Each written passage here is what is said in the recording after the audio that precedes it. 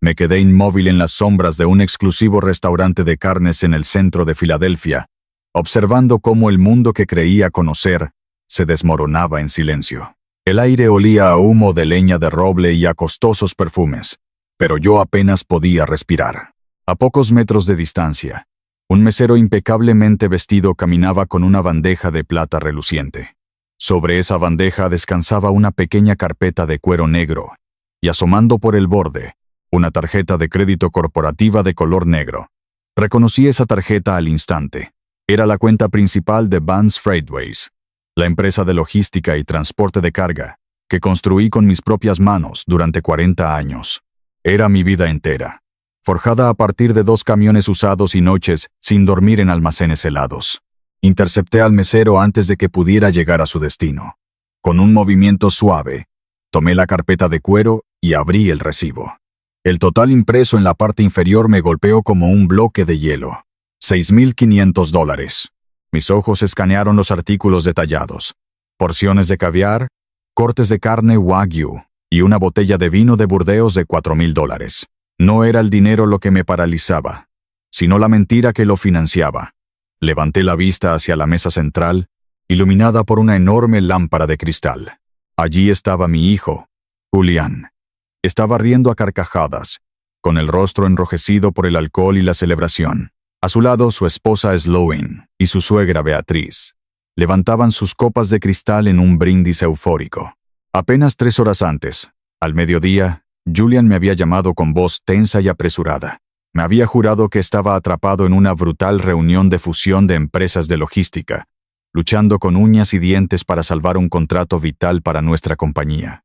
Me dijo que estaba abrumado, que la presión era insoportable y que, con el corazón roto, no podría asistir a la cena de mi 70º cumpleaños. Me había dejado solo en mi día más importante, supuestamente para proteger el imperio familiar, pero no había ninguna fusión. No había ninguna crisis corporativa. Estaban utilizando la tesorería de mi propia empresa para financiar un banquete de lujo, excluyéndome intencionalmente de mi propio hito de vida. La comprensión de esta traición se filtró en mis huesos, fría y calculada. El dolor inicial de un padre abandonado comenzó a endurecerse, transformándose en la precisión analítica de un director ejecutivo que acaba de descubrir una fuga masiva en su cadena de suministro. Retrocedí un paso hacia la oscuridad del pasillo. Le devolví la carpeta al mesero con una propina de $100 y le indiqué al gerente del restaurante que me preparara de inmediato una cabina oculta justo detrás de la pared de caoba que separaba la mesa de mi hijo del resto del salón. Necesitaba escuchar. Necesitaba entender la verdadera magnitud de esta operación. Sentado en la cabina de cuero oscuro, con una taza de café negro intacta frente a mí, me convertí en un fantasma en mi propio restaurante favorito. La pared divisoria de madera tallada era lo suficientemente delgada como para que las voces de mi familia llegaran a mis oídos con una claridad devastadora. Luché contra el instinto primario de levantarme, caminar hacia esa mesa y exigir una explicación a gritos. Pero un líder de la industria de la logística no reacciona ante el primer síntoma de un problema. Primero audita, investiga y recopila datos. Me obligué a permanecer en silencio, respirando profundamente, absorbiendo cada palabra como si fuera evidencia en un juicio corporativo. La voz aguda y arrogante de Beatrice, la madre de Sloane, cortó el ruido de fondo del restaurante. Se quejaba abiertamente de mi casa, la mansión suburbana que mi difunta esposa y yo habíamos diseñado con tanto amor. Beatrice hablaba con desprecio de los muebles clásicos y de la decoración tradicional. Le decía a Sloane que ya había contactado a un equipo de diseñadores de interiores de Nueva York para destripar el lugar por completo. Hablaba de derribar paredes, de instalar mármol italiano y de borrar cualquier rastro de mi existencia en esa casa. Escuchar a esa mujer planear la profanación del santuario de mi esposa hizo que mi sangre hirviera, pero mantuve mis manos firmemente apoyadas sobre la mesa, sin hacer un solo ruido. Entonces Beatriz hizo la pregunta que cambió el curso de mi vida para siempre. Le preguntó a Julian, con un tono de impaciencia, ¿cuánto tiempo más tendrían que esperar hasta que el viejo fósil finalmente firmara el poder notarial? El silencio que siguió en la mesa fue roto por la risa despectiva de mi propio hijo. Julian le aseguró a su suegra, con una confianza repugnante, que mi mente ya estaba fallando. Escuché a mi hijo, La sangre de mi sangre. Decirle a esas mujeres que yo me estaba volviendo senil, que estaba perdiendo el control de la realidad. Detalló su plan con la frialdad de un asesino a sueldo. Dijo que los documentos legales ya estaban preparados. Con una sola firma este viernes, Julian obtendría el control absoluto de Vance Freightways y de todos mis activos personales. Y luego, con un tono casual, como si estuviera hablando de desechar un camión viejo y oxidado, Julian anunció que para el lunes por la mañana me arrojarían a un centro de cuidado de la memoria de alta seguridad. Me encerrarían, me medicarían y me borrarían del mapa. En ese instante exacto, en la penumbra de esa cabina, el padre amoroso y comprensivo que había sido durante 40 años murió por completo. El dolor, la confusión y la tristeza se incineraron en un instante, dejando atrás únicamente una rabia fría, estructurada y letal. Julian no solo me estaba mintiendo, estaba orquestando una toma de posesión hostil de mi vida, mi libertad y mi legado. Había subestimado fundamentalmente al hombre que le dio todo. Creía que estaba tratando con un anciano frágil y cansado. No se dio cuenta de que acababa de despertar al fundador despiadado que aplastó a 3 sindicatos corruptos y a docenas de competidores para construir un imperio de $800 millones. Mi mente comenzó a procesar la información a la velocidad de la luz. Viernes. Tenía hasta el viernes para desmantelar esta conspiración. Evalué mis recursos, mis contactos legales y la estructura de las cuentas corporativas. Julian creía que tenía el control porque yo le había permitido jugar a ser el director ejecutivo interino. Era hora de recordarle quién era el dueño del tablero de ajedrez. Observé a través de la rendija de la madera cómo el mesero se acercaba nuevamente a su mesa, llevando la bandeja de plata con la tarjeta corporativa negra lista para ser firmada. El momento de la recolección de datos había terminado. Era el momento de ejecutar el primer ataque táctico. Me puse de pie lentamente, ajustando los puños de mi camisa y abotonando mi saco de lana a la medida. Salí de detrás de la gruesa columna de caoba justo en el momento exacto en que Julian extendía su mano derecha, con una sonrisa de suficiencia en el rostro, para tomar la pluma y firmar el recibo de $6,500. Mis zapatos no hicieron ruido sobre la alfombra gruesa mientras me acercaba por detrás de él. Me detuve a escasos centímetros de su silla.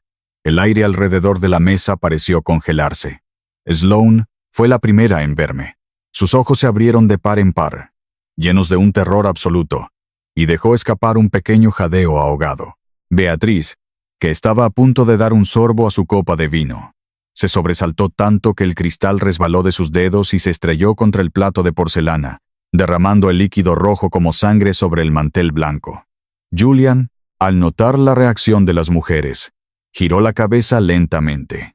Cuando sus ojos se encontraron con los míos, todo el color desapareció de su rostro en un segundo. Su mandíbula cayó ligeramente, incapaz de articular una sola palabra. Era la mirada de un ladrón atrapado con las manos en la caja fuerte. No grité, no hice una escena. Mantuve una postura absolutamente recta, proyectando la autoridad inquebrantable de un hombre que controla cada aspecto de su entorno. Con un movimiento fluido y preciso, extendí mi mano y levanté la tarjeta corporativa negra de la bandeja de plata, justo antes de que los dedos temblorosos de Julian pudieran tocarla. La sostuve en el aire por un breve segundo, asegurándome de que todos en la mesa entendieran el peso de ese pequeño trozo de plástico. Luego, giré mi cabeza hacia el gerente del restaurante, que observaba la escena con nerviosismo desde unos pasos de distancia. Con una voz profunda, calmada y resonante, le hablé directamente al gerente. Le informé que esa tarjeta corporativa había sido reportada como robada, y le ordené que cancelara la transacción de inmediato. Julian comenzó a tartamudear, su voz aguda y patética, intentando formular una excusa, balbuceando algo sobre una confusión, sobre la reunión que se había cancelado a última hora. Lo ignoré por completo. Sabía perfectamente, gracias a mis auditorías internas de rutina, que las cuentas bancarias personales de Julian y Sloane estaban al límite de su capacidad. Llevaban meses viviendo muy por encima de sus posibilidades, ahogados en deudas de tarjetas de crédito personales que yo me había negado a rescatar. No tenían $6,500 en efectivo para pagar esa cena. Miré a Julian directamente a los ojos, dejando que viera el vacío absoluto que ahora ocupaba el lugar donde antes había amor paternal. Con un tono gélido, Le informé a la mesa que tendrían que cubrir la factura por sus propios medios y que esperaba que disfrutaran el resto de su celebración. No esperé a escuchar sus súplicas ni las quejas indignadas de Beatriz. Me di la vuelta y caminé hacia la salida del restaurante con pasos firmes y medidos. Dejé atrás el lujo, la traición y el pánico que ahora consumía su mesa. Al empujar las pesadas puertas de vidrio y salir a la calle, el aire crujiente y frío de la noche de Filadelfia golpeó mi rostro. Respiré profundamente. El primer golpe había sido dado, pero sabía que esto era solo una escaramuza inicial. Había dejado a mi hijo varado con una cuenta de restaurante, pero él planeaba dejarme varado en un asilo para robar mi imperio. La verdadera guerra apenas comenzaba, y yo iba a destruirlos pieza por pieza. El amanecer rompió sobre mi propiedad con una luz fría y gris, filtrándose a través de los pesados ventanales de mi estudio de caoba. No había dormido ni un solo minuto. Pasé la noche entera sentado en mi sillón de cuero, con la mirada fija en las brasas agonizantes de la chimenea, procesando cada variable de la traición de mi hijo, como si estuviera auditando un manifiesto de carga fraudulento. A las 7 de la mañana en punto, escuché el crujido de los neumáticos sobre la grava del camino de entrada. Era el automóvil deportivo de Julian. Sabía que vendrían. Un mentiroso acorralado siempre intenta controlar la narrativa antes de que el daño sea irreversible. La pesada puerta de madera de mi estudio se abrió de golpe. Julian y Sloan irrumpieron en la habitación. Su actuación estaba meticulosamente ensayada. Julian llevaba la camisa arrugada, el cabello desordenado y respiraba con pesadez, proyectando la imagen de un hombre que había pasado la noche en vela consumido por la angustia. Sloan lo seguía de cerca, con los ojos enrojecidos, frotándose las manos con nerviosismo. Se detuvieron frente a mi escritorio, y Julian comenzó a hablar con una voz temblorosa, cargada de una falsa desesperación que me revolvió el estómago. Me dijo que todo había sido un malentendido catastrófico. Explicó, con lágrimas asomando en sus ojos, que la cena en el restaurante no era una celebración egoísta, sino una reunión de planificación secreta para mi fiesta sorpresa de cumpleaños. Afirmó que habían estado discutiendo los detalles con Beatriz, intentando organizar un evento masivo para honrar mi legado en la empresa. Y luego, abordó la mentira más oscura. Con un tono de voz suave y comprensivo, me juró que la conversación que escuché sobre el Centro de Cuidado de la Memoria no tenía nada que ver conmigo. Dijo que estaban hablando del tío abuelo de Sloan, que supuestamente estaba sufriendo un deterioro cognitivo severo, y que estaban debatiendo cómo ayudar a su familia a internarlo. Escuché cada palabra con una disciplina de hierro. Por dentro, mi mente desarmaba su historia pieza por pieza.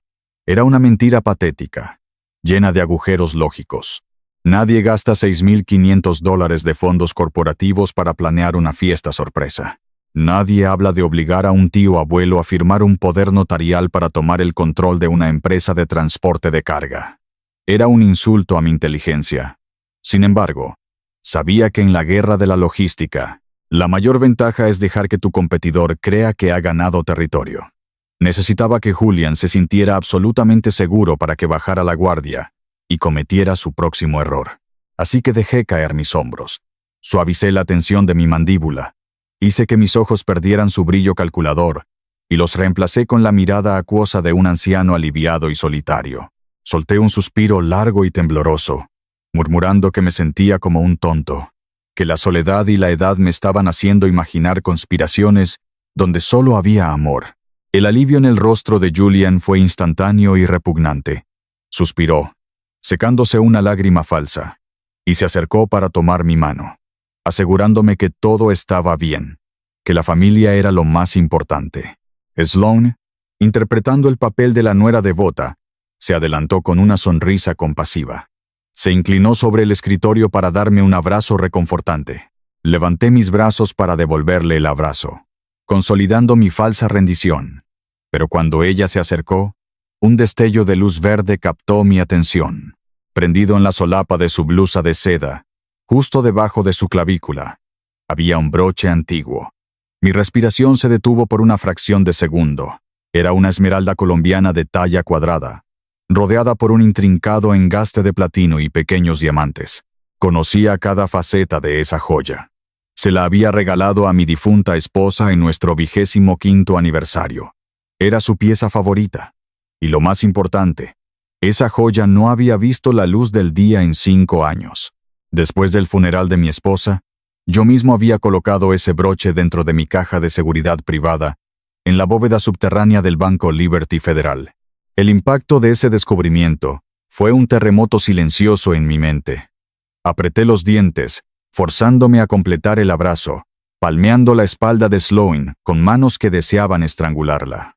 Me separé de ella lentamente, manteniendo una sonrisa vacía en mi rostro. Les dije que estaba cansado, que necesitaba descansar, y les agradecí por venir a aclarar las cosas. Julian y Sloane salieron de mi estudio intercambiando una mirada rápida y cómplice, convencidos de que habían manipulado al viejo patriarca con éxito. No tenían idea de que acababan de entregarme la pieza de evidencia más condenatoria de toda su operación. Me quedé de pie junto a la ventana, observando cómo el automóvil deportivo de Julian descendía por la colina y desaparecía entre los árboles. En el instante en que perdí de vista el vehículo, la máscara de anciano frágil se desvaneció por completo. Me di la vuelta y caminé hacia mi escritorio, mi mente trabajando a una velocidad vertiginosa. El broche de esmeralda lo cambiaba todo. Ya no se trataba solo de una cena pagada con fondos de la empresa, o de un plan a futuro para declararme incompetente. El robo de esa joya significaba que mi perímetro de seguridad financiera más estricto había sido vulnerado. Comencé a catalogar mentalmente el contenido de la caja de seguridad número 438. No solo albergaba las joyas de mi esposa. Allí guardaba los títulos de propiedad de 3 de nuestros centros de distribución comercial, contratos confidenciales y, lo más crítico, una reserva de bonos al portador no registrados, que había acumulado durante décadas para emergencias extremas de la empresa. Todo eso estaba ahora comprometido. Pero lo que más me perturbaba era la logística del robo. El Banco Liberty Federal no es una institución de ahorros común. Su bóveda subterránea de clase 3 requiere un protocolo de seguridad que yo mismo revisé antes de confiarles mis activos. Para acceder a mi caja, se necesitaba mi llave física, un escaneo biométrico de mi huella dactilar y la verificación de mi firma en persona por parte del gerente de la sucursal. Era físicamente imposible que Julian hubiera entrado allí simplemente haciéndose pasar por mi representante. Una firma falsificada no engañaría al escáner biométrico. Si descubrieran que su propia sangre, su propio hijo, ha vulnerado su máxima seguridad no solo para robar dinero, sino para saquear los recuerdos más sagrados de su cónyuge fallecido, ¿qué harían ustedes? ¿Dejarían que la ley se encargara con su lentitud burocrática? ¿O tomarían la justicia en sus propias manos para destruir al responsable desde los cimientos? Para mí, la respuesta era absoluta. Julian no había robado ese broche con un pasamontañas y una palanca. Había utilizado el sistema. Para eludir la biometría y la presencia física, tuvo que haber presentado un instrumento legal catastrófico. Un documento con tanto poder que obligó al gerente del banco a anular todos los protocolos de seguridad estándar. Necesitaba saber exactamente qué arma legal había utilizado mi hijo, porque esa misma arma era la que planeaba usar el viernes para arrebatarme la empresa entera. No llamé a mi chofer personal. No quería testigos ni registros de mis movimientos. Tomé mi abrigo de lana oscura. Bajé al garaje y tomé las llaves de mi propio sedán, un vehículo pesado y potente que rara vez conducía. El sonido del motor encendiéndose resonó en el garaje de concreto como un tambor de guerra. Salí de la propiedad y tomé la autopista en dirección al distrito financiero de la ciudad. El dolor por la profanación de la memoria de mi esposa se había transformado en un combustible inagotable. Iba a entrar en ese banco. Iba a acorralar al gerente de la sucursal. Y no iba a salir de allí hasta tener en mis manos el documento exacto que mi hijo había utilizado para apuñalarme por la espalda. Estacioné mi sedán abruptamente frente a las imponentes puertas de cristal del Banco Liberty Federal, ignorando la zona de carga y descarga. Entré al vestíbulo principal con pasos largos y decididos. El aire acondicionado del edificio era gélido, pero no tanto como la furia que corría por mis venas. Ignoré a los cajeros, pasé de largo a la recepcionista que intentó saludarme con una sonrisa nerviosa, y me dirigí directamente hacia el corredor de las oficinas ejecutivas. No toqué la puerta de roble macizo que llevaba la placa con el nombre de Bellamy, el gerente de la sucursal. Simplemente giré el picaporte y entré. Bellamy estaba sentado detrás de su escritorio, revisando unos documentos. Al verme, dio un respingo en su silla de cuero, y su rostro palideció instantáneamente. Se puso de pie de un salto, tartamudeando mi nombre, sus ojos moviéndose frenéticamente hacia la puerta, como si esperara que alguien más entrara detrás de mí. Su reacción lo dijo todo. El miedo en su rostro no era el de un gerente sorprendido por un cliente importante. Era el terror de un burócrata que sabe que ha cometido un error monumental y acaba de ser descubierto. Me acerqué a su escritorio. Apoyé ambas manos sobre la superficie de cristal y me incliné hacia él. Con una voz baja y peligrosa, le exigí que me explicara exactamente cómo mi hijo había logrado acceder a mi caja de seguridad privada, sin mi presencia física y sin mi escaneo biométrico. Bellamy retrocedió, chocando contra la pared detrás de él. Con voz temblorosa, intentó balbucear que él solo estaba siguiendo los protocolos legales de emergencia, que no tenía otra opción. Dijo que se suponía que yo estaba bajo estricta supervisión médica en mi casa, incapaz de salir o tomar decisiones. La palabra médica resonó en mi cabeza como un disparo. Le ordené que me mostrara los documentos. Bellamy, con las manos temblando, abrió un cajón cerrado con llave y sacó una carpeta manila. La deslizó sobre el escritorio hacia mí. Abrí la carpeta. En su interior, encontré un poder notarial de emergencia, redactado con una precisión legal impecable. Pero lo que me heló la sangre fue el documento adjunto. Era una declaración jurada médica, firmada y sellada por un médico. El documento afirmaba, bajo pena de perjurio, que yo, Héctor Vance, sufría de un deterioro cognitivo severo y rápido, acompañado de delirios paranoicos que me hacían un peligro para mí mismo y para mis activos financieros. Julian había utilizado esta emergencia médica fabricada para invocar una cláusula de incapacidad extrema. Le había dicho a Bellamy que yo estaba perdiendo la cabeza, que estaba a punto de regalar la fortuna familiar en un ataque de paranoia, y que necesitaba vaciar la caja de seguridad de inmediato para proteger mi propio patrimonio de mi supuesta locura. Bellamy, intimidado por la agresividad de Julian y respaldado por un documento médico aparentemente legítimo, había anulado la biometría y le había entregado las llaves del reino. Cerré la carpeta de golpe.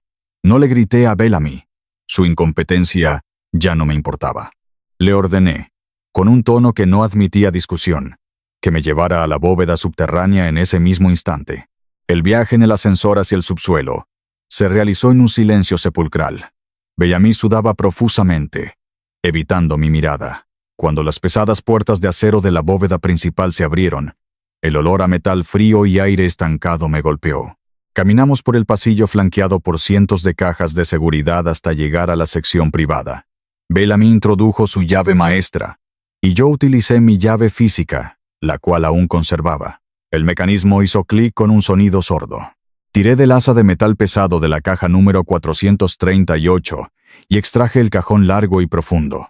Lo coloqué sobre la mesa de inspección cubierta de fieltro verde. Estaba completamente vacío.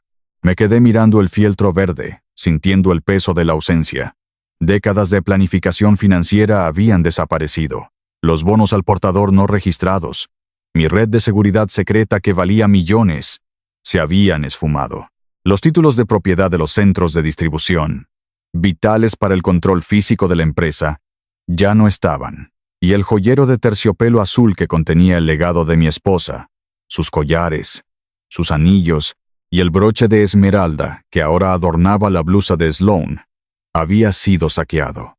Bellamy comenzó a disculparse profusamente, ofreciendo iniciar una investigación interna, llamar a la policía, hacer cualquier cosa para enmendar su error. Lo silencié con un gesto de mi mano. No iba a involucrar a la policía todavía. Julian no había robado esta caja por simple codicia. Lo había hecho con una urgencia desesperada. Si estaba liquidando bonos al portador y robando joyas, significaba que necesitaba efectivo inmediato, líquido e irrastreable. Estaba operando bajo una línea de tiempo crítica, corriendo contra un reloj que yo aún no comprendía por completo. Dejé el cajón de metal vacío sobre la mesa, abierto, como un monumento a la traición de mi hijo y a la estupidez del banco. Me di la vuelta y caminé hacia la salida de la bóveda, dejando a Bellamy temblando en el frío. Ya no necesitaba ver más. La fase de descubrimiento había terminado. Era el momento de armar el contraataque. Salí del banco, subí a mi sedán y conduje directamente hacia el imponente edificio de cristal negro que albergaba el bufete de abogados corporativos más despiadado de la ciudad. Iba a ver a Orson Greaves. La oficina de Orson Greaves en el piso 42 era un santuario de poder y agresividad legal.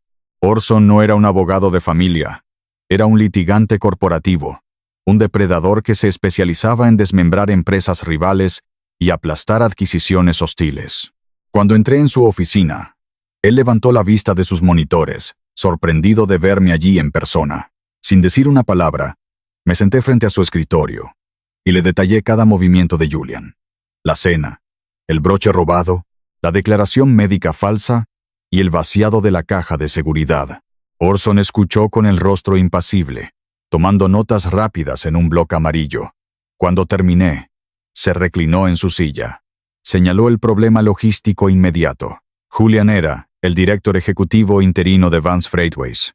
Si enviábamos auditores internos estándar a revisar las cuentas, esos auditores, por protocolo corporativo, tendrían que reportar sus hallazgos a la oficina del director ejecutivo. Julian sería alertado en el momento en que alguien intentara abrir los libros contables. Podría destruir los servidores, borrar los manifiestos de carga y transferir los fondos restantes antes de que pudiéramos detenerlo. Fue entonces cuando Orson propuso la solución. Una auditoría fantasma. No usaríamos a nadie de la empresa. Orson contactaría a un equipo de contadores forenses de élite en Nueva York, especialistas en rastrear lavado de dinero en cadenas de suministro complejas. Este equipo se infiltraría en los servidores de Vance Freightways durante la madrugada, creando una imagen espejo de cada base de datos, cada factura de flete y cada cuenta en la sombra, sin dejar una sola huella digital en el sistema principal. Julian no sabría que estaba siendo investigado hasta que la soga estuviera apretada alrededor de su cuello. Aprobé el plan de inmediato, pero necesitaba presionar a Julian. Necesitaba que cometiera un error por desesperación. Le ordené a Orson que, de manera silenciosa y utilizando tecnicismos bancarios, congelara las cuentas en la sombra de Julian y sus líneas de crédito secundarias. No debían aparecer como bloqueadas por una orden legal, sino como errores de procesamiento vagos y frustrantes. Quería que Julian intentara mover dinero y se encontrara con un muro de ladrillos digital, induciendo un pánico silencioso que lo obligaría a actuar de manera imprudente. Orson asintió, una sonrisa depredadora asomando en sus labios. Me indicó que regresara a mi mansión y me aislara por completo. Debía continuar interpretando el papel del anciano enfermo y derrotado, dándole al equipo fantasma 3 días exactos para mapear toda la red de engaños de mi hijo. Me levanté de la silla, sintiendo el peso de la guerra sobre mis hombros, pero con la mente más clara que en años. El Barry había sido activado. Ahora, solo tenía que esperar en la oscuridad. Los 3 días siguientes fueron un ejercicio de resistencia psicológica absoluta. Me encerré en mi mansión, interpretando el papel del anciano frágil y en declive que mi hijo necesitaba que yo fuera. Pasaba las horas sentado en la biblioteca, envuelto en una manta de lana, mirando por la ventana con una expresión vacía cada vez que el personal de servicio pasaba por el pasillo. Pero mi mente era un motor rugiendo a máxima capacidad. Mi teléfono móvil personal, el que Julian conocía, no dejaba de vibrar sobre la mesa auxiliar. Eran llamadas frenéticas de mi hijo, mensajes de texto apresurados preguntando si había notado algún problema con los servidores del banco, quejándose de que sus tarjetas de crédito secundarias estaban siendo rechazadas por supuestos errores de procesamiento del sistema. No respondí a ninguna de sus llamadas. Dejé que el pánico se acumulara en su pecho, gota a gota, sabiendo que cada transacción denegada era un golpe directo a su arrogancia. El silencio era mi arma más afilada. Finalmente, al caer la noche del tercer día, las luces de un vehículo iluminaron el camino de entrada de la propiedad. Era Orson Greaves. Llegó al anochecer, moviéndose como una sombra, cargando un pesado maletín de cuero negro que parecía contener el peso del mundo. Lo recibí en mi estudio privado, cerrando las pesadas puertas de caoba y activando el inhibidor de señales que había instalado años atrás para negociaciones corporativas sensibles. Orson no perdió el tiempo en saludos.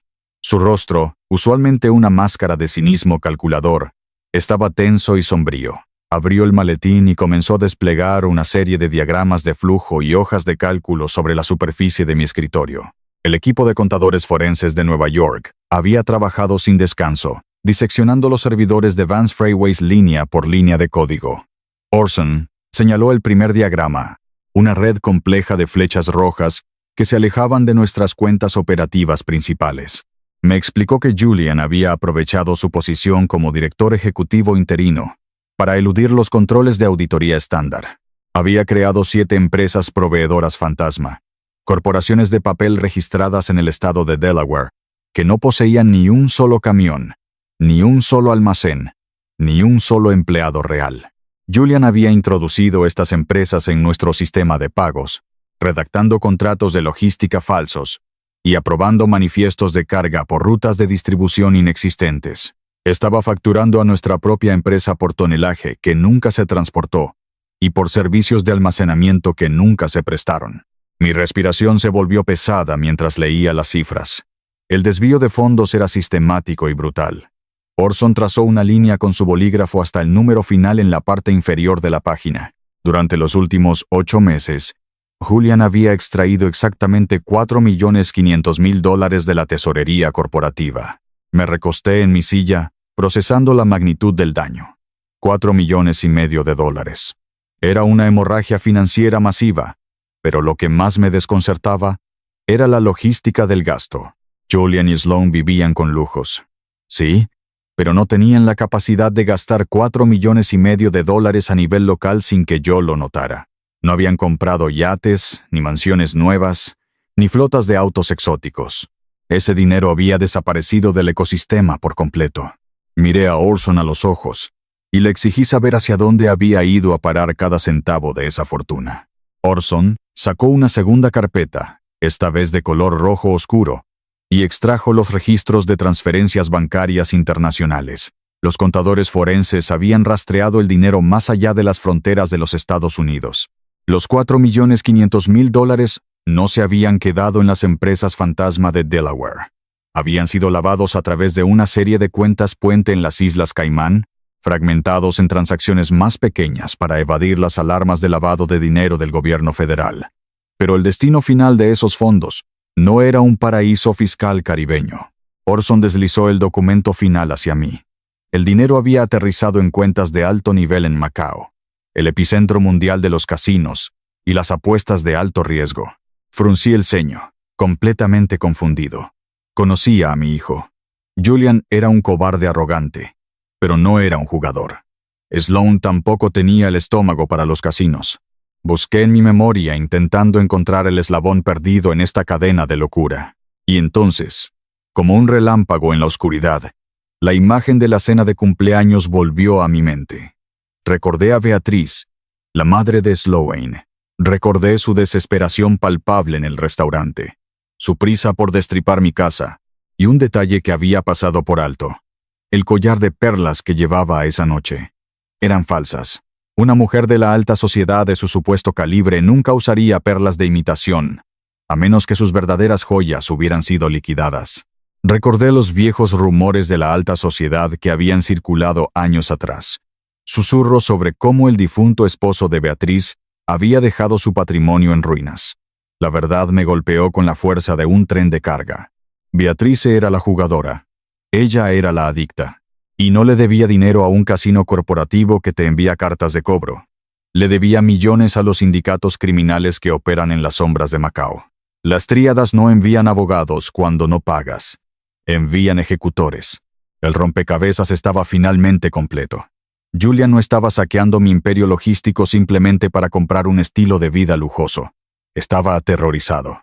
Estaba robando para salvar a su suegra de los cobradores de deudas violentos, intentando proteger el nombre de su esposa y evitar que la violencia de los sindicatos llegara a su propia puerta. Los $4,500,000 que había robado hasta ahora no habían sido suficientes para cubrir la deuda de Beatriz. Eran solo un pago inicial para ganar tiempo. Por eso necesitaban mi caja de seguridad. Por eso necesitaban declararme incompetente. Necesitaban liquidar mi patrimonio entero, los $800 millones, para saciar la sed de sangre de los acreedores de Macao.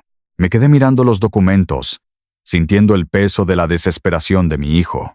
¿Qué creen que hará un hombre desesperado, acorralado por sindicatos criminales, cuando descubre que su tubería de dinero en el extranjero ha sido repentinamente congelada por una auditoría fantasma?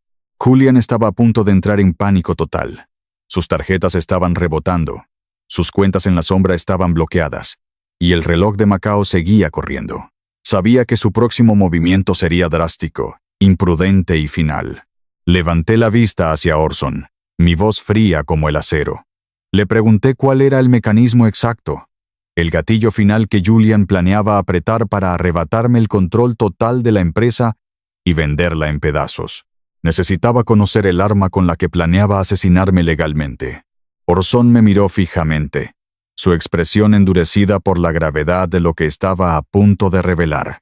Metió la mano en su maletín de cuero y extrajo una última carpeta, esta vez de color negro absoluto. La colocó sobre el escritorio con la solemnidad de un veredicto de muerte.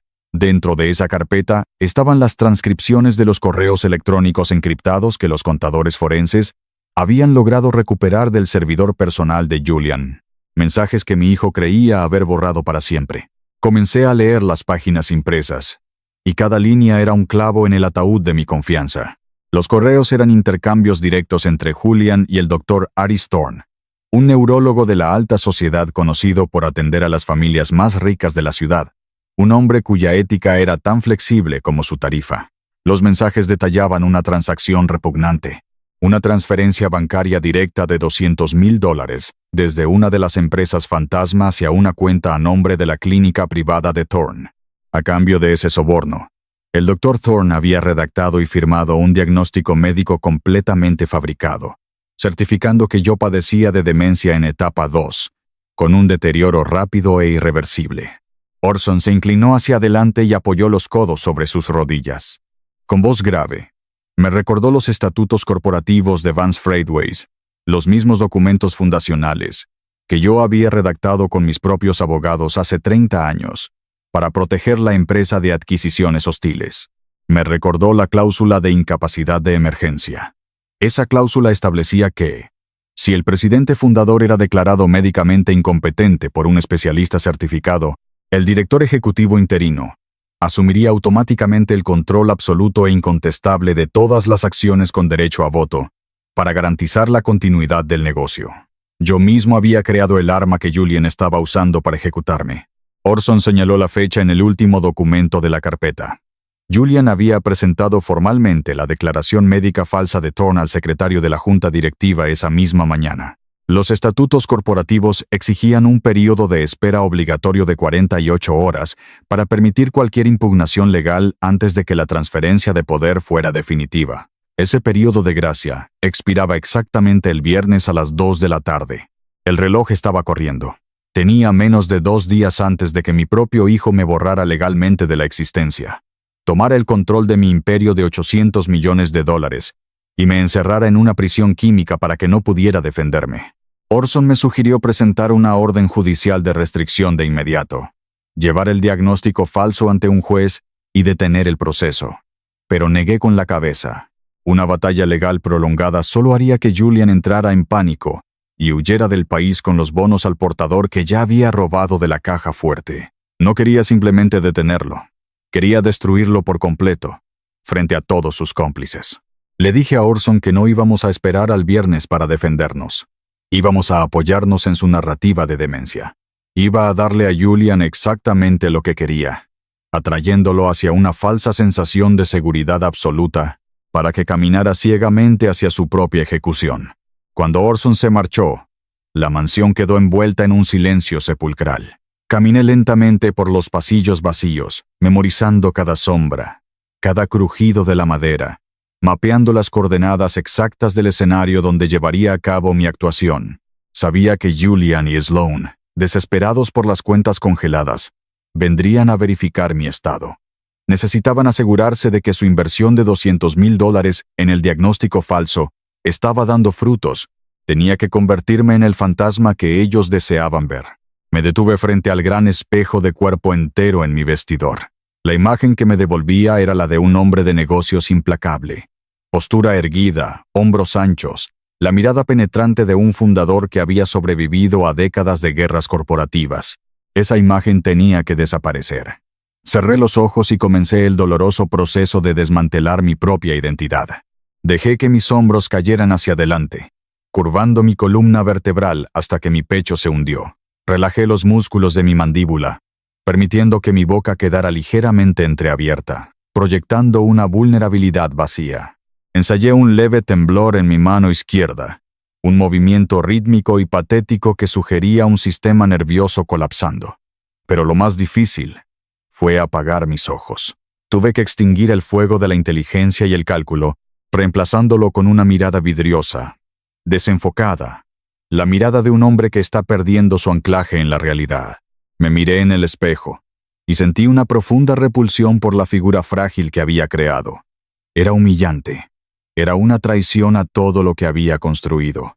Pero sabía que cualquier desliz en esta actuación, cualquier chispa de autoridad en mi voz o firmeza en mi paso, haría que Julian entrara en pánico.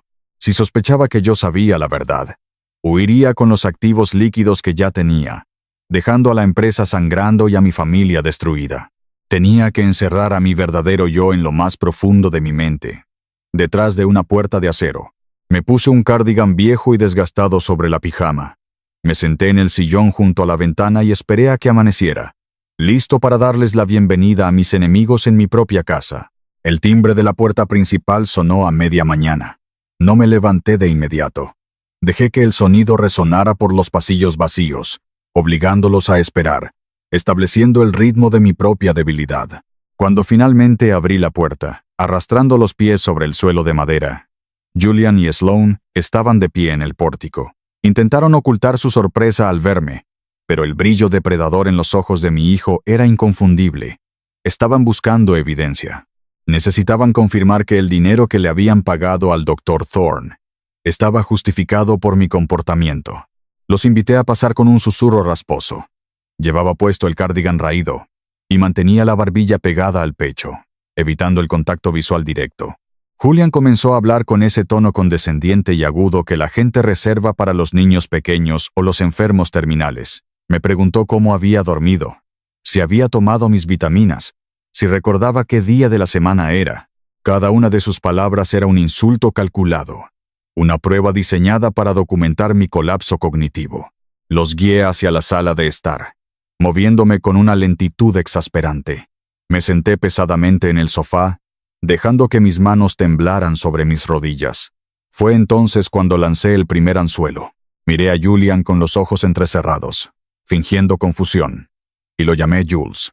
Era un apodo de la infancia que él despreciaba profundamente, un nombre que le recordaba su debilidad cuando era niño, y que yo no había usado en más de 30 años. Le pregunté, con voz quejumbrosa, ¿cuándo íbamos a ir a la casa del lago para pescar? El silencio en la habitación fue absoluto. Esa casa del lago había sido vendida hace 25 años, poco después de que él ingresara a la universidad. Vi cómo la mandíbula de Julian se tensaba por una fracción de segundo antes de que una sonrisa fría y triunfante se dibujara en sus labios. Intercambió una mirada rápida y cargada de significado con Sloane. En ese momento, Julian creyó genuinamente que el diagnóstico falso de $200,000 se estaba convirtiendo en una realidad médica. Creyó que mi cerebro se estaba pudriendo frente a sus propios ojos. Con una voz empalagosa, me dijo que iríamos al lago muy pronto, pero que primero necesitaba descansar. Asentí dócilmente, interpretando a la perfección el papel del anciano confundido. Me levanté con torpeza y les dije que iba a la cocina a prepararles una taza de té, preparándome para ejecutar la prueba final. El trayecto hacia la cocina me pareció eterno. Sabía que me estaban observando desde la sala de estar, analizando cada uno de mis pasos vacilantes. Al entrar en la cocina, me acerqué a la enorme estufa comercial de gas, un equipo de acero inoxidable que mi esposa había insistido en instalar años atrás. Tomé una tetera de cobre pesada del estante, asegurándome de que estuviera completamente vacía, y la coloqué sobre el quemador principal. Mi mano temblaba, esta vez no por actuación, sino por la adrenalina de lo que estaba a punto de hacer. Extendí los dedos hacia la perilla de control del gas. La giré lentamente, pero omití intencionalmente presionar el botón de ignición electrónica. El sonido sordo del gas natural escapando de la válvula llenó el silencio de la cocina. Un siseo constante, invisible y letal. Me alejé de la estufa, dejando que el gas crudo inundara el ambiente, y comencé a deambular sin rumbo por la cocina, abriendo cajones al azar y murmurando el nombre de mi difunta esposa, preguntando en voz alta dónde había guardado las tazas de porcelana. El olor penetrante y químico del gas natural no tardó en llegar a la sala de estar. Escuché el sonido de una silla raspando violentamente contra el suelo de madera. Sloan apareció en el umbral de la cocina, sus ojos desorbitados por el pánico. Inhaló profundamente y soltó un grito de terror genuino. Sin dudarlo, se abalanzó hacia la estufa, golpeando la tetera vacía en su desesperación por alcanzar la perilla y cerrar la válvula de gas. La tetera cayó al suelo con un estruendo metálico ensordecedor. Ante el ruido y los gritos, me encogí sobre mí mismo. Me cubrí el rostro con ambas manos, retrocediendo hasta chocar contra la pared, y comencé a sollozar. Lloré lágrimas amargas, balbuceando disculpas incoherentes, interpretando al hombre completamente quebrado que acaba de darse cuenta de que es un peligro letal para sí mismo y para los demás, mientras observan a un padre llegar a estos extremos, manipulando el terror de su propia familia y arriesgando una explosión real solo para solidificar una mentira. ¿Creen que jugar un juego psicológico tan peligroso está justificado cuando te enfrentas a una traición absoluta? ¿O hay líneas que, una vez cruzadas, te convierten en el mismo monstruo que intentas destruir? Julian entró corriendo a la cocina, deteniéndose en seco al ver la escena. Sloan estaba apoyada contra la encimera, respirando con dificultad, con la mano en el pecho. Yo seguía acurrucado en la esquina, llorando como un niño asustado. Julian no se acercó a consolarme. No me ofreció una mano para levantarme. Simplemente miró a su esposa y sonrió. Fue una sonrisa gélida, carente de cualquier rastro de humanidad. Con voz clara y firme, le dijo a Sloan que el Dr. Thorne tenía razón. Declaró abiertamente que yo era un peligro inminente para mí mismo, y que ya no podían esperar más. Anunció que adelantarían los planes y que me trasladarían a las instalaciones de cuidado de la memoria este mismo fin de semana. El Barry se había cerrado sobre ellos. La mañana del sábado trajo consigo el sonido sordo de motores diésel pesados. Me encontraba de pie en el balcón del segundo piso, oculto tras las pesadas cortinas de terciopelo, observando cómo 2 enormes camiones de mudanza se estacionaban frente a la entrada principal de mi propiedad. Las puertas traseras se abrieron y una cuadrilla de hombres comenzó a descargar muebles. No era una simple visita, era una ocupación militar. Beatriz marchaba al frente, dictando órdenes con la estridencia de un general conquistador. Señalaba hacia la puerta principal, exigiendo que los operarios tuvieran cuidado con sus grotescos sofás de terciopelo triturado y sus mesas de centro con detalles dorados de mal gusto. El contraste era físicamente doloroso.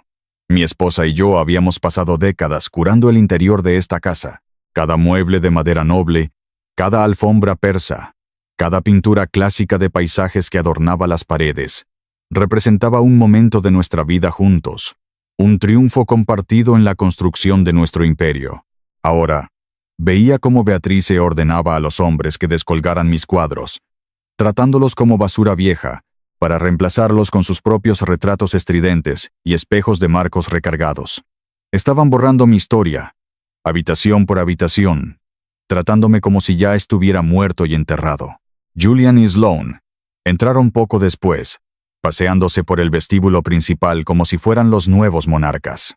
Julian se dirigió directamente a mi bar privado. Abrió una botella de mi reserva de vino más exclusiva y se sirvió una copa sin siquiera mirar hacia arriba. Trataban la mansión como su puesto de mando avanzado, un lugar desde el cual coordinarían la liquidación final de mis activos. Agarré la barandilla de madera del balcón con tanta fuerza que mis nudillos se volvieron blancos. Me obligué a respirar lentamente, a tragarme el veneno de la indignación. Tenía que seguir siendo un fantasma. Retrocedí hacia las sombras del pasillo, sabiendo que la profanación de mis paredes era solo el comienzo. El verdadero ataque estaba a punto de dirigirse hacia las personas que me eran leales. El eco de voces elevadas proveniente de la cocina rompió el silencio de la tarde. Me deslicé por la escalera de servicio, deteniéndome justo detrás de la puerta abatible para escuchar. Sloan estaba gritando. Su voz, usualmente controlada y melosa, ahora era aguda y venenosa. Había acorralado a Marta. mi ama de llaves. Marta había trabajado en esta casa durante 20 años. Había cuidado de mi esposa durante su enfermedad. Había mantenido este hogar funcionando como un reloj suizo. Y era, en muchos sentidos, el último vínculo humano real que me quedaba dentro de estas paredes. A través de la rendija de la puerta, vi a Sloane sosteniendo una cuchara de plata antigua frente al rostro de Marta. Con una crueldad calculada, Sloane acusaba a la mujer de estar robando la platería de la familia, aprovechándose de la supuesta confusión mental de un anciano indefenso. Era una acusación monstruosa y completamente fabricada. Marta, con su uniforme impecable, temblaba de pies a cabeza. Las lágrimas corrían por sus mejillas mientras negaba desesperadamente las acusaciones, suplicando por su trabajo, mirando instintivamente hacia el techo, esperando que yo bajara las escaleras y detuviera esa locura. El impulso de irrumpir en la cocina, arrebatarle la cuchara a Sloane y expulsarla de mi casa a patadas, fue casi abrumador. Mis músculos se tensaron, listos para la confrontación. Pero me detuve. Si intervenía ahora, si mostraba un ápice de autoridad o claridad mental, Julián sabría que todo había sido una farsa. Huiría con los millones que ya había robado. Tenía que sacrificar a mi alfil para atrapar al rey. Me quedé inmóvil, apretando los dientes, mientras Sloane despedía a Marta en el acto. Le dio exactamente 1 hora para empacar sus cosas y abandonar la propiedad, amenazándola con llamar a la policía si faltaba un solo tenedor más. Escuché los sollozos ahogados de Marta mientras subía corriendo las escaleras de servicio hacia su habitación. Me retiré en silencio a mi estudio privado. Cerré la puerta con seguro y me acerqué al panel de madera falsa detrás de mi escritorio. Presioné mi pulgar contra el escáner biométrico oculto. El panel se deslizó, revelando mi caja fuerte de seguridad secundaria. Extraje un teléfono móvil encriptado, imposible de rastrear. Escribí un mensaje de texto rápido y preciso dirigido al número personal de Marta. Le ordené que no discutiera, que empacara sus cosas y se fuera de inmediato. Le aseguré que sus cuentas bancarias recibirían una transferencia equivalente a 2 años de salario al final del día. Le dije que considerara esto como unas vacaciones pagadas, y le prometí, con la frialdad de un ejecutor, que estaba limpiando la casa de parásitos y que pronto la llamaría de vuelta. Envié el mensaje y destruí la tarjeta SIM. Con Marta fuera, la casa estaba ahora completamente bajo el control del enemigo. Estaba aislado, rodeado y exactamente donde quería estar. La fase final de la trampa estaba lista para ser activada. Los días que siguieron fueron una prueba de resistencia que trituró mi paciencia hasta convertirla en polvo. Desde el domingo hasta el miércoles, soporté la ocupación de mi propio hogar. Soporté las miradas de lástima fingida de Sloane, los comentarios despectivos de Beatriz sobre mis supuestos accidentes en el baño, y la condescendencia insoportable de Julian, quien ahora se sentaba en la cabecera de mi mesa de comedor como si hubiera heredado la corona. Me alimentaban con caldos insípidos, me hablaban en voz alta y lenta, y discutían abiertamente frente a mí sobre qué empresa de subastas se encargaría de vender mi colección de relojes antiguos. Yo me limitaba a sentir, a babear ocasionalmente, y a mirar al vacío. Finalmente, llegó la noche del jueves. Faltaban menos de 18 horas para que el período de espera legal expirara y la toma de posesión corporativa fuera irreversible. Me senté frente a la chimenea encendida en mi biblioteca, envuelto en una gruesa manta de lana, fingiendo temblar de frío a pesar del calor del fuego. Extendí una mano temblorosa hacia el panel de intercomunicación de la pared y presioné el botón que conectaba con el salón principal. Con una voz patética, un susurro quebrado que sonaba como el viento a través de hojas secas, llamé a Julian y a Sloane. Tardaron unos minutos en aparecer, probablemente molestos por la interrupción de su velada. Cuando entraron en la biblioteca, me encogí aún más bajo la manta. Levanté la vista hacia Julian con los ojos llenos de lágrimas fabricadas. Extendí mi mano hacia él. Julian, con una expresión de leve asco, dio un paso adelante y tomó mi mano entre las suyas. Llorando abiertamente, le dije que la niebla se estaba cerrando a mi alrededor.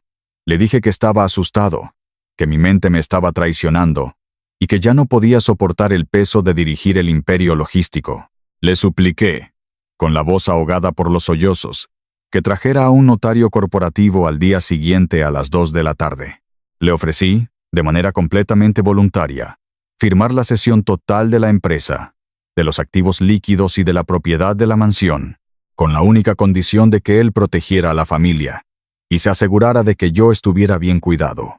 La codicia es una droga poderosa, y vi cómo la dosis completa golpeaba el cerebro de mi hijo.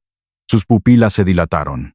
La idea de obtener el control absoluto sin tener que pelear en los tribunales, sin tener que depender únicamente de un diagnóstico médico falso que podría ser cuestionado en el futuro, era demasiado tentadora.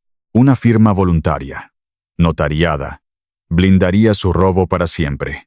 Con una voz repentinamente suave y llena de falsa devoción, Julián me acarició el cabello y me prometió que todo estaría listo para mañana, que él se encargaría de todo. Salieron de la habitación cerrando la puerta suavemente detrás de ellos. En el instante en que el pestillo hizo clic, el llanto se detuvo. Mis lágrimas se secaron al instante. Arrojé la manta de lana al suelo. Me puse de pie, enderezando mi columna vertebral hasta alcanzar mi altura completa. Estiré los músculos de mi cuello y mis hombros, sintiendo cómo la sangre volvía a fluir con fuerza. El anciano frágil había muerto en esa silla. El lobo había regresado. Faltaban 10 minutos para las 2 de la tarde del viernes. El salón principal de la mansión parecía el escenario de una macabra celebración de victoria. Me habían colocado en una silla de ruedas en el centro de la habitación, con la barbilla apoyada en el pecho, interpretando a la perfección mi papel de víctima dócil y derrotada. A mi alrededor los buitres se habían congregado. Julián llevaba un traje gris de corte italiano, que costaba más que el salario anual de uno de mis conductores de camión. Sloan lucía un vestido de seda ajustado.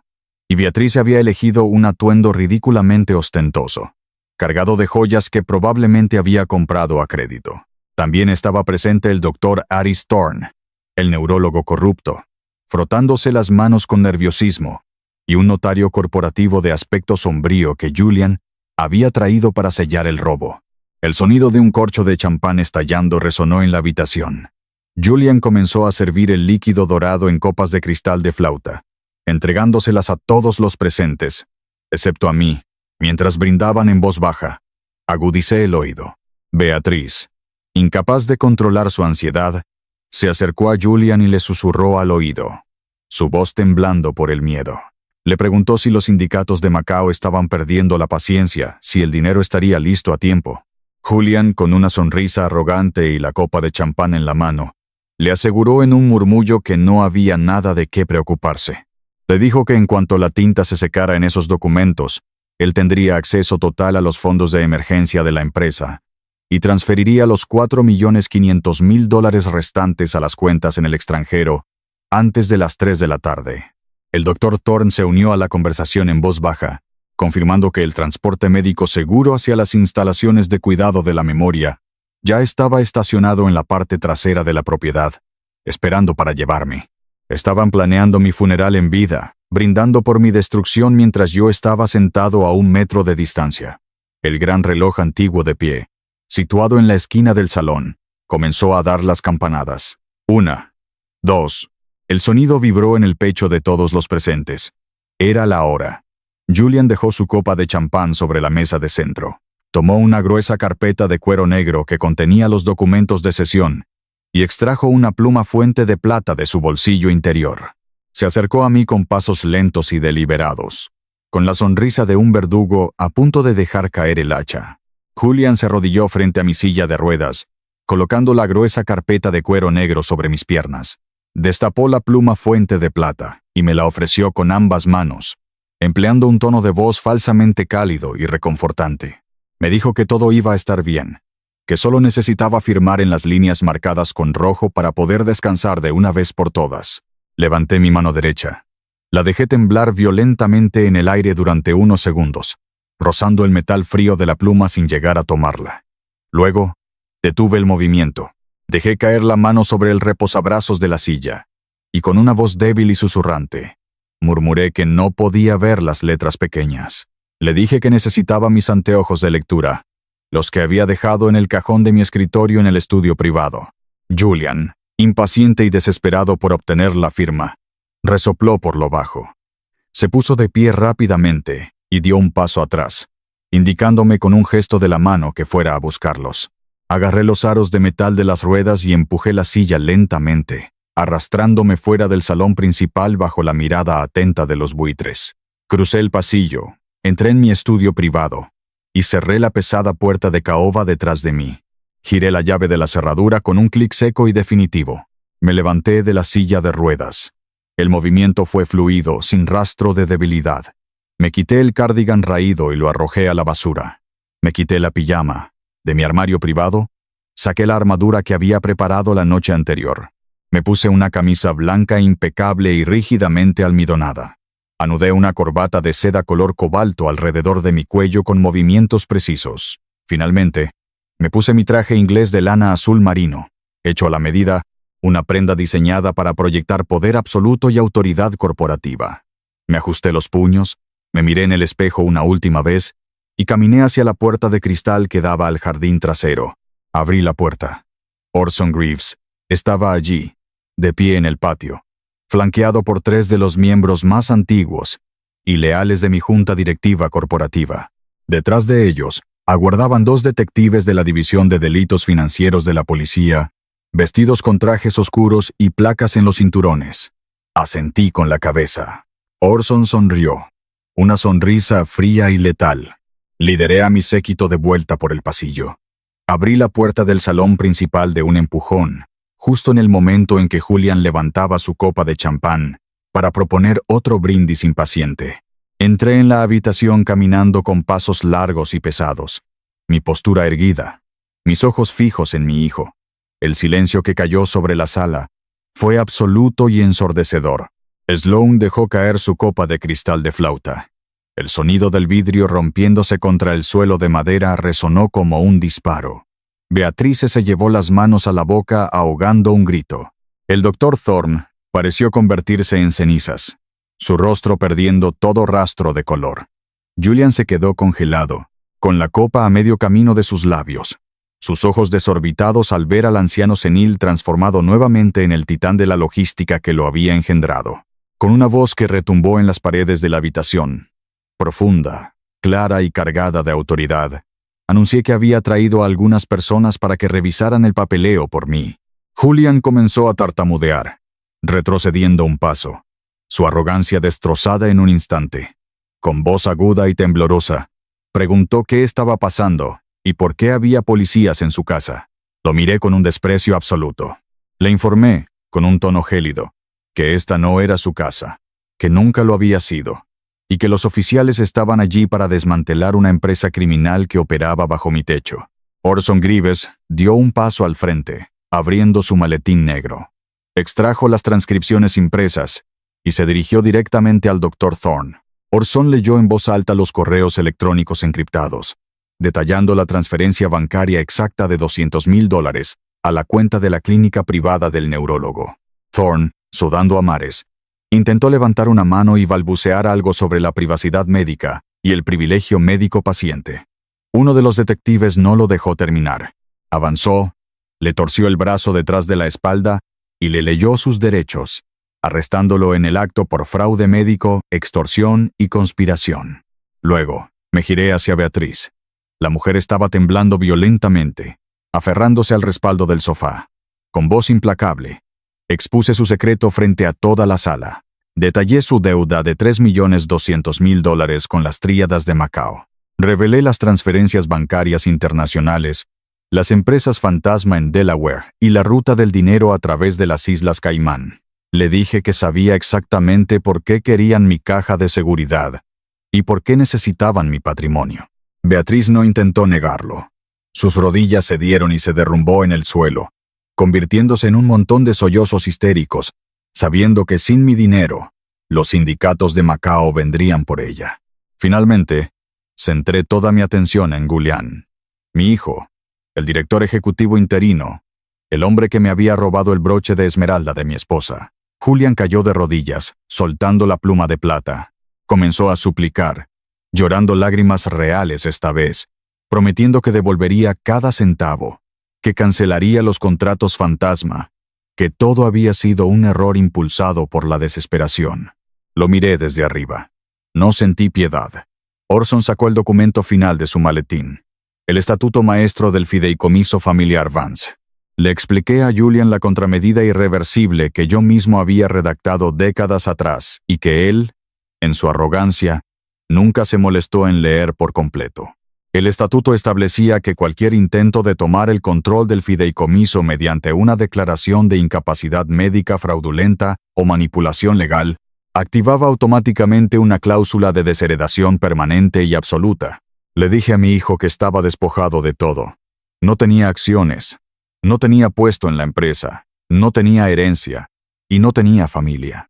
El segundo detective se acercó a Julian, lo levantó bruscamente del suelo por los hombros y le colocó las frías esposas de acero en las muñecas. El sonido del metal cerrándose fue el golpe de gracia de mi justicia, mientras la voz monótona del detective recitaba los derechos Miranda, llenando el salón con la fría realidad de la ley. El espejismo de poder de mi familia se desintegró por completo.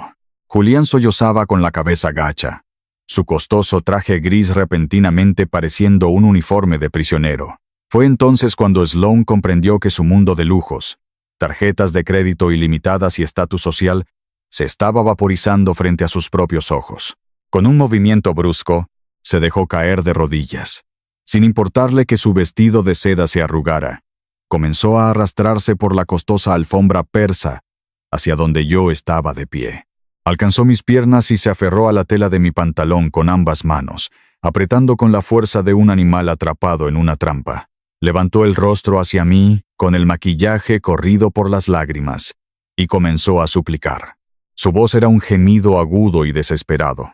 Me juró por su vida que ella no sabía nada de las cuentas en el extranjero. Afirmó que Julian la había manipulado, que le había ocultado la verdad sobre la deuda de su madre con las tríadas de Macao, y que ella genuinamente creía que yo estaba enfermo y necesitaba ayuda médica. Me rogó piedad, apelando a los años que habíamos pasado juntos como familia, pidiéndome que no la dejara en la calle. La miré desde arriba, mi rostro convertido en una máscara de piedra. Mientras escuchaba sus mentiras, mis ojos se posaron en el broche de esmeralda de mi difunta esposa, que aún descansaba prendido en su blusa. Recordé la mañana en que descubrí el robo. Recordé la crueldad sádica en sus ojos cuando acorraló a Marta en la cocina, acusándola falsamente de robar una cuchara de plata para justificar su despido. Y sobre todo, recordé el terror genuino que fingió cuando dejé el gas de la estufa abierto, y la fría satisfacción con la que luego acordó enviarme a un asilo para ser sedado y olvidado. Sloan no era una víctima. Era una cómplice entusiasta que solo se arrepentía de haber perdido. Con una lentitud deliberada y metódica, me incliné hacia ella. No le grité. No mostré ira. Tomé sus manos y comencé a desenvolver sus dedos de mi pantalón, uno por uno, despegándola de mí con la misma frialdad con la que uno se quita una sanguijuela de la piel. La solté, dejándola caer de nuevo sobre la alfombra. Con un tono de voz que congeló el aire a nuestro alrededor, le dije que su ignorancia era tan falsa como las perlas de su madre.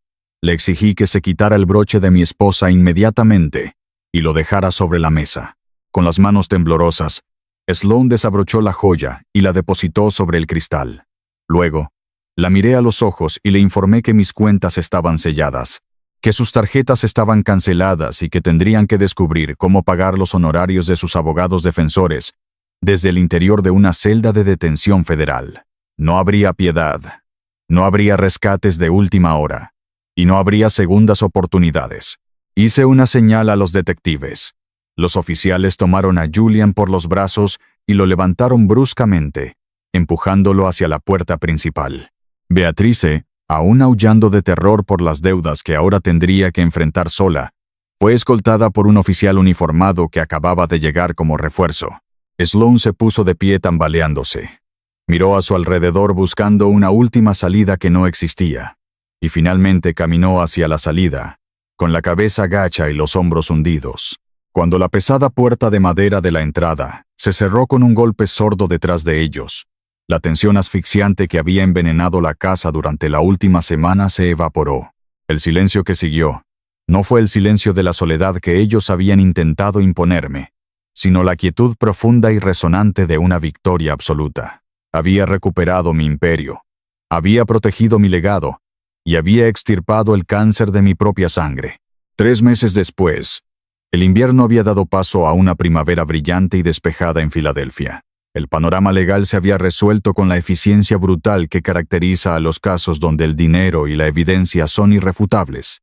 Julian, aterrorizado por la perspectiva de enfrentar un juicio federal por fraude electrónico, conspiración y lavado de dinero que podría haberle costado 20 años, aceptó un acuerdo de culpabilidad. Fue sentenciado a 6 años en una prisión federal. Para un hombre acostumbrado a sábanas de hilo egipcio y cenas de $6,000, cada día en esa celda sería una eternidad de humillación. Sloan, en un intento desesperado por salvarse, solicitó el divorcio inmediatamente después del arresto. Sin embargo, su estrategia no la protegió del Servicio de Impuestos Internos. Las auditorías revelaron que había disfrutado de los fondos robados sin declararlos. Sus cuentas fueron embargadas, sus vehículos de lujo confiscados, y terminó viviendo con su madre Beatriz, en un motel barato en las afueras de la ciudad. Ambas mujeres vivían ahora en un estado de paranoia constante, mirando por encima del hombro cada vez que un automóvil oscuro se estacionaba cerca, sabiendo que los cobradores de Macao nunca perdonan una deuda de $3 millones. En cuanto a mí, tomé decisiones drásticas. La mansión suburbana, a pesar de todos los hermosos recuerdos que albergaba de mi esposa, había sido manchada irreversiblemente por la codicia y la traición de esos últimos días. No podía soportar caminar por los pasillos donde me habían tratado como a un prisionero senil. Vendí la propiedad a un desarrollador inmobiliario y me mudé al centro de la ciudad. Compré un ático ultramoderno con paredes de cristal en el piso 60 de un rascacielos. Era un espacio de líneas limpias, lleno de luz natural, sin sombras oscuras donde los fantasmas del pasado pudieran esconderse.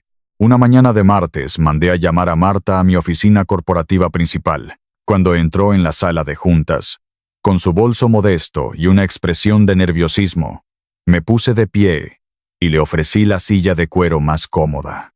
Le pedí disculpas sinceras por haberla utilizado como un peón en mi juego táctico durante aquellos días oscuros. Le expliqué que su despido había sido necesario para protegerla del fuego cruzado y para convencer a mis enemigos de que habían ganado. Marta lloró, pero esta vez fueron lágrimas de alivio. Le entregué un contrato nuevo. No solo la reincorporé como la administradora principal de mi nuevo ático con el doble de su salario anterior, sino que deslicé una carpeta azul frente a ella. Era un fideicomiso de jubilación completamente financiado a su nombre, garantizando que nunca tendría que preocuparse por el dinero, por el resto de su vida. Quería demostrarle, y demostrarme a mí mismo que la verdadera lealtad, la que se forja en el respeto y el cuidado mutuo, siempre debe ser recompensada con la misma moneda. Finalmente, estaba el asunto de los $4,500,000. Orson Greaves y su equipo legal habían actuado con una velocidad asombrosa, congelando las cuentas puente en las Islas Caimán antes de que el dinero pudiera ser transferido a los sindicatos criminales en Asia. Los fondos fueron repatriados a la tesorería de Vance Freightways, pero ese dinero se sentía sucio. Era capital manchado por la traición. Decidí purificarlo. Tomé la totalidad de esos $4,5 millones y establecí una fundación filantrópica. Creé una beca de negocios a nombre de mi difunta esposa, destinada exclusivamente a financiar la educación universitaria y el capital inicial para mujeres jóvenes de escasos recursos que desearan ingresar al competitivo mundo de la logística y los negocios corporativos. Me acerqué a los inmensos ventanales de cristal de mi ático, sosteniendo una taza de café negro, y miré hacia abajo. A lo lejos, en las autopistas que cruzaban la ciudad, podía ver los camiones de Vance Freightways, moviéndose como pequeñas arterias vitales, manteniendo el comercio en marcha. Había aprendido una lección dolorosa y brutal. Compartir la misma sangre no garantiza la lealtad, y la familia no siempre es la que se sienta a tu mesa. Pero mientras observaba el imperio que había salvado de las garras de la codicia, supe que un legado construido sobre el trabajo duro, la verdad y la generosidad es una fortaleza que ningún traidor podrá robar jamás. Si esta historia de justicia meticulosa y las duras verdades sobre la lealtad resonó contigo, por favor compártela con alguien que necesite escucharla. Suscríbete al canal para más historias donde la traición siempre encuentra su merecido castigo. Gracias por escuchar.